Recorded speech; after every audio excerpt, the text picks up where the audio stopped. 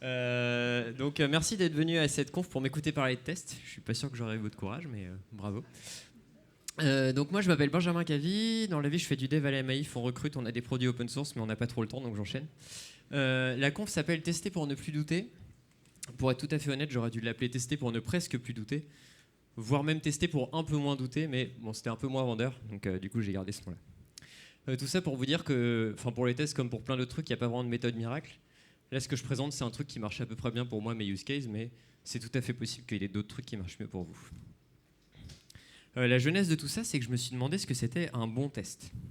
Parce que je pense qu'on est à peu près tous d'accord, sauf peut-être toi, Fedi, pour dire qu'il faut écrire des tests et que c'est important. Mais du coup, quand on se demande qu'est-ce qu'il faut tester, comment il faut écrire les tests et tout, c'est là que ça commence à se compliquer. Un truc sur lequel on tombe assez rapidement quand on se pose cette question, c'est la fameuse pyramide de tests, que vous avez sans doute tous déjà vue, qui a le mérite de présenter les 3 types de tests. Alors je sais qu'il y a beaucoup de débats sur qu'est-ce que c'est un test d'intégration end-to-end, où est la limite entre les deux et tout. Ce que je vous propose, c'est qu'on se met d'accord sur une définition pour les 15 prochaines minutes, et après chacun repart avec ses idées, et il n'y a pas de souci. Pour moi, un test unitaire, c'est un test qui est vraiment un grain très fin, qui va venir tester une méthode, une classe, ou à la limite un ensemble de classes, et où tout ce qui est extérieur, tout ce qui est I/O, appel réseau et tout, ça va plutôt être bouchonné. Un test d'intégration, c'est un test qui va vérifier que les différents modules de notre appli se parlent bien. Donc ça peut être des modules au sens module Java, mais pour moi, ça peut aussi être la base de données, par exemple, qu'on démarre dans un conteneur Docker, etc. Enfin, ce genre de choses. Pour moi, ça relève toujours du test d'intégration. Et les tests end-to-end, pour moi, c'est vraiment, on démarre notre application dans un environnement aussi proche de la prod que possible. Donc, c'est-à-dire, si notre application a besoin d'autres applications, on va les démarrer aussi. Et on va vraiment faire que les applications se parlent entre elles, quoi. Et donc, du coup, cette pyramide de tests, qu'est-ce qu'elle nous dit? Elle nous dit écrivez beaucoup de tests unitaires, un peu moins de tests d'intégration et encore moins de tests end-to-end. Alors, l'idée derrière ça, c'est que les tests unitaires, ça coûte pas cher à écrire, que c'est assez précis, etc. Donc, que ça a des avantages. Bon, alors, c'est les critères qui se défendent, mais moi, j'en ai d'autres, qu'inclut cela. Donc, les critères qui, moi, me semblent être idéaux pour les tests, c'est un test qui échoue quand il faut, et idéalement uniquement quand il faut. C'est-à-dire que j'ai pas envie que mes tests unitaires passent leur temps à péter sur des faux positifs alors que j'ai rien cassé et tout, parce que c'est quand même une perte de temps et c'est de là que vient une certaine idée managériale qui dit qu'il faut pas écrire des tests, qu'on perd plein de temps, etc. Un bon test, il doit aussi être reproductible. C'est-à-dire que si je lance mon test, qui pète, que je le relance 2 minutes plus tard, moi j'aime bien qu'il repète, parce que sinon ça a tendance à m'énerver un petit peu. Donc voilà, c'est un critère qui est aussi important. Ça doit s'exécuter relativement vite. Parce que pour moi, si ma suite de tests met une demi-heure à s'exécuter, je pense qu'on est tous pareils. Je vais me dire, allez, je vais commencer à coder cette nouvelle feature en attendant. Ma suite de tests pète. Et en fait, là, j'ai un gros pâté de code pas commité, pas fini non plus, que je dois venir rollback pour corriger le truc, mais en mettre dans le contexte et tout. Donc c'est un peu compliqué et ça fait perdre un peu de temps. Et ça doit se comprendre facilement. Alors sur 2 aspects, c'est que quand on lit le test, idéalement, on comprend ce qu'il teste. Et quand il pète, c'est aussi bien d'être capable de déterminer assez rapidement qu'est-ce qui a causé le fait, son échec. Alors, on va revenir à la pyramide de test et on va s'intéresser dans un premier temps seulement à 2 critères qui vont être la reproductibilité et la rapidité. Bon, les tests unitaires, je pense qu'on est tous d'accord, ça va très vite et c'est complètement reproductible puisque tout est bouchonné. Pour moi, les tests d'intégration, c'est complètement reproductible aussi puisque vous êtes encore dans un environnement contrôlé, même si le périmètre de l'environnement est un peu plus grand. Par contre, c'est un peu moins rapide. Typiquement, vous démarrez un conteneur Docker avec une base Postgre avant vos tests. Évidemment, ça prend un peu plus de temps. Et les tests end-to-end, alors pour moi, c'est sur ces 2 critères-là, ils ne sont pas top. Parce que comme vous dépendez d'autres applications sur votre environnement, là, on commence à toucher un truc où en fait ça peut péter parce qu'il y a une autre appli qui était en train de redémarrer, qui elle-même a un problème, etc. Et ça peut être beaucoup moins facile à reproduire. Et ça met aussi plus de temps à s'exécuter parce qu'il faut monter l'environnement ou alors payer des vrais appels réseau, etc.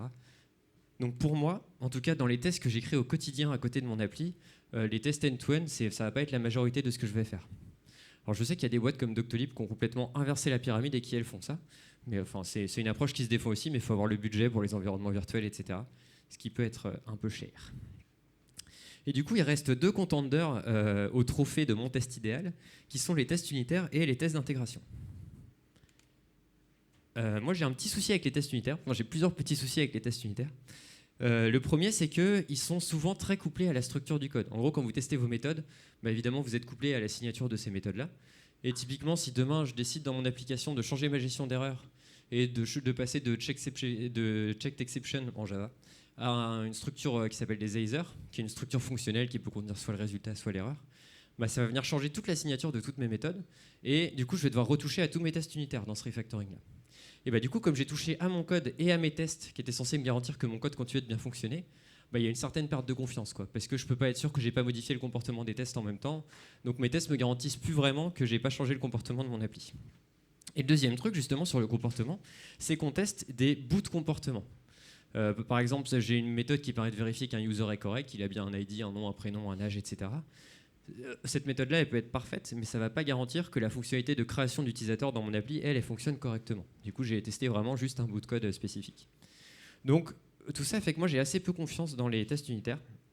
Et du coup, je préfère, vous l'aurez deviné, les tests d'intégration. C'est pour ça qu'à la pyramide de test, je préfère un truc qui s'appelle le diamant de test. Alors, on aurait pu l'appeler le losange de test, mais encore une fois, c'était un peu moins classe. Et donc, bah, du coup, l'idée, c'est de dire qu'on va écrire majoritairement, enfin, que moi, j'écris majoritairement les tests d'intégration quand je développe. Alors, comment est-ce que j'écris ces tests? Donc, j'ai 3 principes qui sont un peu inspirés de l'outside-in pour ceux qui ça parle. En gros, l'idée, c'est vraiment de se focaliser sur les fonctionnalités et les parcours utilisateurs et d'essayer de tester mon application en mode boîte noire, c'est-à-dire sans savoir comment c'est implémenté à l'intérieur. Si c'est un truc qui expose des API, bah, je vais appeler les API.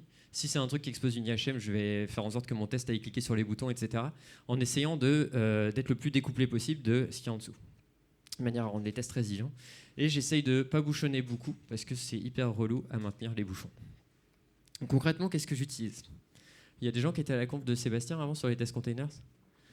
Oh, il a complètement survendu cette conf, j'espère que vous n'avez pas des attentes trop élevées. Donc les tests containers, il en a parlé, c'est hyper cool, ça permet de lancer des conteneurs Docker dans vos tests. Voilà. Wiremock, c'est un truc qui permet de bouchonner, de créer des bouchons HTTP, donc c'est un serveur que vous démarrez et qui peut typiquement émuler les applis tierces dont vous avez besoin. Cypress, un outil qui permet de faire du test end-to-end côté front-end comme si vous étiez un utilisateur. Vous sélectionnez des boutons, vous cliquez dessus, vous attendez. Enfin voilà, ça permet vraiment de tester tout ce qu'il y a dans le navigateur et c'est hyper pratique. Et Testing Library, c'est un truc que moi j'utilise avec Cypress, c'est pour toute la partie sélection des éléments du DOM sur lesquels je veux cliquer, etc. Le principe de Testing Library, c'est plutôt que d'utiliser des class names, des ID, des noms de tags HTML ou quoi, il va mettre le focus sur les rôles d'accessibilité. Parce que il part du principe que c'est ça qui change le moins souvent dans votre application, c'est-à-dire qu'un truc a un role button, même si demain vous le transformez en div, bah, il y a des chances qu'il garde quand même le role button pour l'accessibilité et tout. Et du coup, c'est un peu ça l'idée. Et en plus, ça permet d'avoir une première base d'accessibilité dans votre appli, ce qui est jamais perdu. Donc, petit exemple. Là, j'ai une application, donc vous voyez l'espèce de gros carré bleu foncé au milieu, là, c'est ça mon appli, du coup, qui expose une API qui est utilisée par mes consommateurs, notamment un front-end, on peut imaginer que c'est un back-office ou un truc du genre. J'ai une base Postgre pour stocker mes données, un Kafka dans lequel j'émets des messages, et des applications tierces dont je dépends. Donc ça, c'est un peu le paradigme d'appli sur lequel moi, je suis habitué à bosser au quotidien.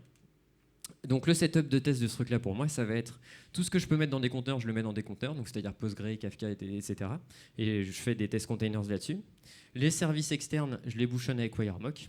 Mais bah, du coup, mon appli et mon front-end, c'est ce que je veux tester, donc je vais pas les bouchonner.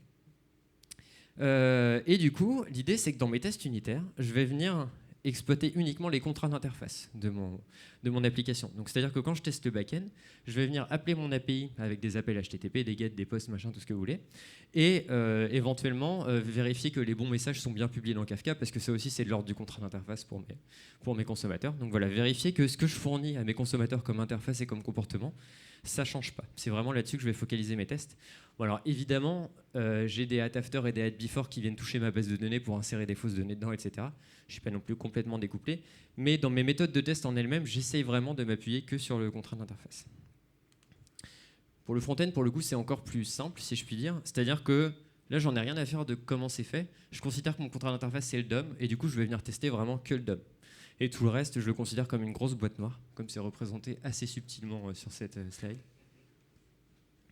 Du coup, les avantages de cette méthode que moi j'y vois, c'est que si mes tests pètent, j'ai changé un truc dans mon comportement d'interface. Alors peut-être que c'est une correction de bug et que c'est cool, ou peut-être que c'est pas un truc que je voulais faire et que du coup j'ai changé le comportement qui était attendu par mes utilisateurs. Et en théorie, ça pète que dans ces moments-là, donc que dans ces moments où c'est vraiment utile. C'est assez résistant au refactoring, c'est-à-dire que du moment que je garde bien mes endpoints et mon format de message dans Kafka, si demain je décide de faire un gros refactoring de mon application pour la passer en hexagonal, bah, théoriquement je devrais être assez peu embêté par mes tests, je devrais même être aidé par eux puisqu'ils vont continuer de me dire là t'as pas changé le comportement, là c'est toujours bon, là c'est toujours bon, enfin vous voyez l'idée. L'autre point, c'est que ça teste toute la stack. Notamment, moi j'utilise Postgre, j'aime bien utiliser les opérateurs JSON dans Postgre. C'est mon côté un peu hipster. Et bah, du coup, si vous bouchonnez votre base de données, bah, vous testez plus vos requêtes SQL, qui peuvent devenir un peu compliquées avec les opérateurs JSON, etc. Donc j'aime bien pouvoir tester ça. Et ça permet aussi d'avoir les vrais comportements d'erreur. Moi, ça m'est déjà arrivé de bouchonner des appels HTTP en me disant bah, quand ça merde, il va retourner un objet avec status 500, etc. Je fais passer tous mes tests là-dessus, tout marche bien. J'ai une vraie erreur HTTP en prod, en fait, pas de bol, le client il lançait une exception. Donc du coup, mes tests avaient fait le mauvais postulat sur le comportement de la brique extérieure et du coup, ça marchait pas. Donc ça permet vraiment un peu de se rassurer là-dessus.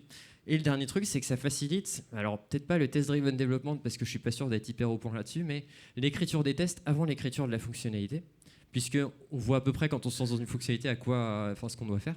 Et ça permet de se positionner d'un point de vue utilisateur, de se dire en tant qu'utilisateur, si je veux créer un user par exemple, quel endpoint est-ce que j'aimerais bien appeler, avec quelle méthode, quelles données, etc.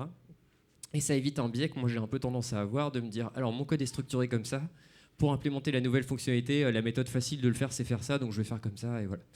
Ça permet de prendre un peu de recul vis-à-vis de tout ça, en se demandant quel contrat on va exposer avant tout. Alors évidemment c'est pas tout rose, il y a aussi des points un peu plus compliqués. C'est que quand on bouchonne, typiquement les bouchons des services extérieurs, bah, les bouchons c'est toujours relou à maintenir. Mais bon, ça, que vous fassiez des tests unitaires ou des tests d'intégration, vous aurez le problème. Les bouchons, c'est toujours une plaie. J'ai pas vraiment de bonne solution là-dessus. On peut envisager des solutions à base de capture, en replay, etc. Mais ça reste quand même un peu complexe à mettre en place. Et les deux autres points sur lesquels on va un peu plus faire le focus, c'est que ces tests-là, ça peut vite devenir lent. Dans certains cas, quand ça commence à avoir beaucoup de tests, beaucoup de dépendances à Docker, etc. Et ça peut aussi vite devenir compliqué. Alors, on va commencer par la lenteur. Il peut y avoir deux causes principales à la lenteur. La première, c'est l'instanciation des briques techniques. Typiquement, si vous redémarrez votre conteneur Docker Postgre avant chaque test et que vous avez 500 tests, bah, vous allez perdre un peu de temps quand même à regarder Docker démarrer. Côté front-end, c'est presque pire, parce que comme j'utilise Cypress, si je teste par exemple une application bancaire, je veux tester que le retrait sur un compte fonctionne bien. Si je veux partir de zéro à chaque fois, ça veut dire qu'à chaque fois, je vais devoir créer le compte utilisateur, créer un compte bancaire à cet utilisateur, créditer de l'argent sur le compte, puis là je peux commencer à faire mon test. Et si je m'impose de passer que par le contrat d'interface, ça veut dire qu'à chaque début de test, je vais devoir me tartiner les 3 écrans d'avant, que je ne veux même pas forcément tester en fait au demeurant. Et du coup là ça va prendre un temps infini. Et donc il n'y a pas vraiment de solution toute faite, mais l'idée c'est d'essayer de trouver un équilibre entre un truc qui est complètement découplé où vous redémarrez tout à chaque fois, et un truc qui est complètement couplé, où vous enlevez pas du tout votre contexte entre chaque test. Et bon là c'est cauchemardesque comme situation, ça veut dire que la réussite de vos tests dépend des tests qui se sont exécutés avant. Si vous avez un test qui merde, vous savez jamais si c'est lui ou un autre truc et tout, donc on veut éviter ça. L'idée c'est d'essayer de trouver un juste milieu et de faire des compromis. C'est-à-dire typiquement dans l'exemple de Postgre, ça peut être plutôt que de redémarrer le conteneur à chaque fois, vous faites un petit nettoyage programmatique dans la base, vous faites un drop schema, un truc get table, enfin peu importe, un truc dans votre base pour nettoyer. Ça va beaucoup plus vite. Alors, il ne faut pas oublier de nettoyer de table parce que sinon, vous risquez d'avoir des effets de bord sur les autres tests, mais c'est un compromis. Et typiquement, pour une suite de tests front-end, l'idée, ça peut être de dire que vous vous basez sur une situation d'un utilisateur qui est déjà existant et qui a peut-être déjà un compte de créer pour toute votre suite de tests. Et en fait, au début de chaque test, vous remettez le solde du compte, etc. Et vous essayez comme ça de gagner un peu de temps. Donc, ça crée toujours un peu plus de couplage, mais c'est contre de la vitesse, donc c'est vraiment un équilibre à trouver. Si vous n'avez pas de problème de vitesse, vous n'avez peut-être pas besoin d'en arriver là. Et le deuxième point, c'est sur la complexité des tests.